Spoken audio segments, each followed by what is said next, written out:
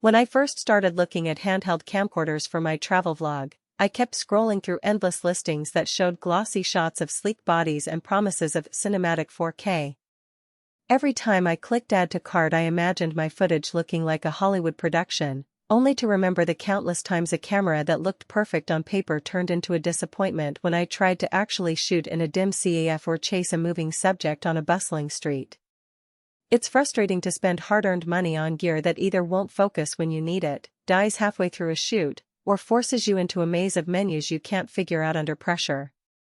If you're on the fence about dropping a few $100s on a professional-grade camcorder, stick around. I dug into the Panasonic DVX200, tested its real-world behavior, and tried to separate the hype from the useful features so you don't end up with buyer's remorse. Link is in the description if you want to check the product details on Amazon. First off, the DVX200 is positioned as a bridge between consumer camcorders and full-size cinema cameras. It packs a Leica-branded 13x zoom that runs from f/2.8 to f/4.5, which is a rare find in a handheld unit at this price point.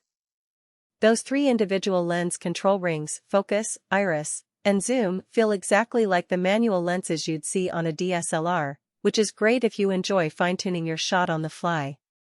In practice, that means when I was filming a sunrise hike, I could smoothly dial the iris down to f/4.5 to keep the sky from blowing out, then pull the zoom back to frame a distant mountain without having to dive into a menu. For creators who already know how to operate manual lenses, this feels like a natural extension of that workflow. Autofocus, however, is where the DVX200 shows its age.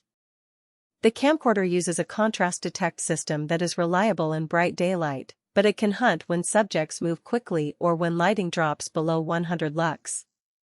I tried tracking a cyclist weaving through a park, and the focus would lag a half-second before snapping back, resulting in a few blurry frames that you'd have to cut out in post. If you're shooting fast action sports or need rock-solid focus on the run, you'll want to rely on the manual focus ring instead of trusting the AF.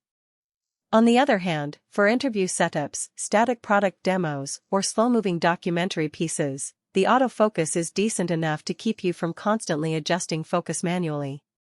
Low light performance is another practical concern.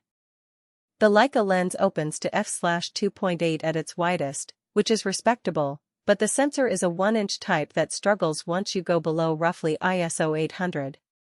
In a dimly lit restaurant, the footage turned grainy and the colors washed out, even though the camera advertised 4K recording at up to 60 frames per second.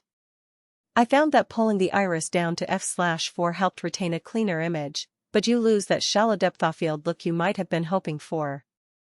If you often shoot in nighttime environments, you may need external lighting or consider a camera with a larger sensor that can handle higher ISOs without sacrificing quality. Stabilization is a mixed bag. The DVX200 relies on optical image stabilization built into the Leica lens. That works well for gentle handheld panning, but it won't smooth out the jitter you get when walking over uneven pavement. I attached a small gimbal for a street interview segment, and the results were noticeably smoother than relying on the lens alone.